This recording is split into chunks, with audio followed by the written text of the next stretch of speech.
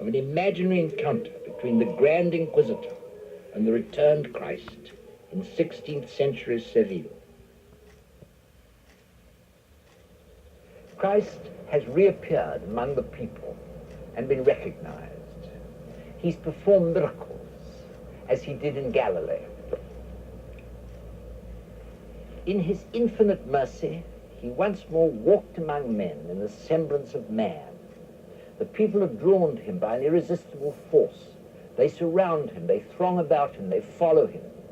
He walks among them in silence, with a gentle smile of infinite compassion. The sun of love burns in his heart. Rays of light, of enlightenment, and of power stream from his eyes, and, pouring over the people, stir their hearts with responsive love.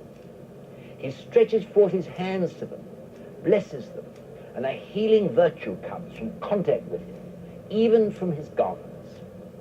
Then, in the Cathedral of Seville, he raises from the dead a small girl who has been brought in there for burial. Just as she's sitting up in her coffin and looking round her with surprise in her smiling eyes, just at that moment, the Cardinal himself, the Grand Inquisitor, passes by the cathedral in the square. He's an old man of nearly 90, tall and erect, with a shriveled face and sunken eyes from which, though a light like a fiery spark still gleams.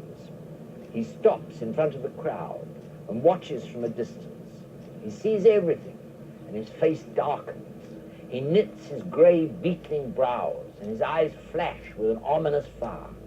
He stretches forth his finger and commands the guard to seize him.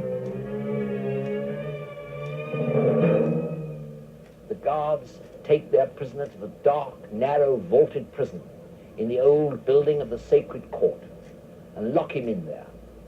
The day passes, and night falls, the dark, hot, and breathless Seville night. The air is heavy with the scent of laurel and lemons. Amid the profound darkness, the iron door of the prison is suddenly opened, and the old Grand Inquisitor himself slowly enters the prison with a light in his hand. He's alone, and the door at once closes behind him. He stops in the doorway and gazes for a long time, for more than a minute, into his face. At last, he approaches him slowly, puts the lamp on the table, and says to him, "Is it you? You?"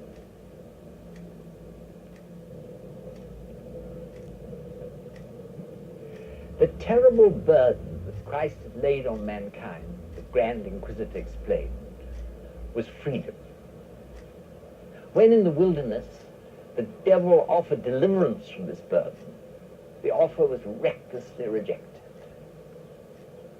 Thus, Christ refused to turn stones into bread, thereby abolishing hunger, and refused to jump from a high pinnacle in the temple to create wonder and awe, thereby attracting people to him and his cause, and refused to take over the kingdoms of the earth, thereby putting himself in a position to create utopias everywhere. He even, for the sake of freedom, insisted on dying himself. However, quite soon after his death, his church decided to close with the devil's offer, and in place of freedom, provided miracles, mystery, and authority.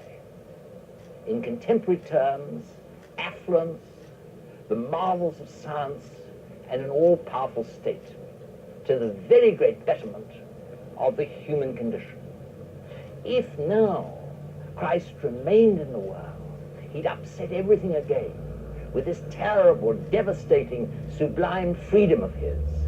So, again, he must die. All the time, the Grand Inquisitor has been speaking. Christ has remained quite silent, said not a word, as on a previous occasion before Caiaphas.